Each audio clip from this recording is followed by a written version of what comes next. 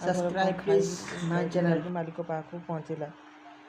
ଦେଖିଲା ମାଲିକ ଘରେ ନାହାନ୍ତି, ଟିକେ ଅପେକ୍ଷା କରିବା। ସେठ ଯେତେବେଳେ ଆସିଲେ ସେଠକୁ କିଛି ପଇସା ମାଗିଲା। ସେ କହିଲା ବାବୁ ଘରେ କିଛି ଖାଇବା ପାଇଁ ନାହାନ୍ତି, ଆଉ କିଛି ପଇସା ଦିଅ।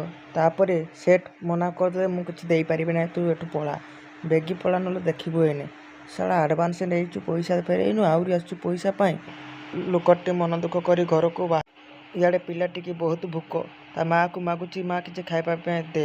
ମା କିନ୍ତୁ ଭଗବାନ ଦୁଃଖ ବୁଝିବ କୋଉଠି, କେମିତି ବୁଝିବ? ହେ ପ୍ରଭୁ, ମାଆକୁ ମାଗୁଥାଏ ମା ମୋତେ ପ୍ରବଳ ଭୋକ, ଜଲ୍ଦି ଦେ ଖାଇବା ପାଇଁ କିଛି, ଜଲ୍ଦି ଦେ। ମାଆଟି କହୁଛି ନାଇଁ ରେ ପୁଅ, ଘରେ ତ କିଛି ଖାଇବା ପାଇଁ ନାହିଁ, ତୋ ବାପା ଯାଇଛନ୍ତି ବାବୁଙ୍କ ପାଖକୁ ପଇସା ପାଇଁ, ଆସିଲେ କିଛି ଆଣିଲେ କରିକି ଦେଲେ ଖାଇବୁ ତୁ। ଲୋକଟି କହୁଥାଏ ହେ ଭଗବାନ, ମୋତେ ଜନ୍ମ କାହିଁକି ଦେଲ? ମୁଁ ଯଦି ମୋ ପିଲା ଛୁଆକୁ ମୋତେ ଶାନ୍ତିରେ ଖାଇବା ପାଇଁ ଦେଇପାରୁନି,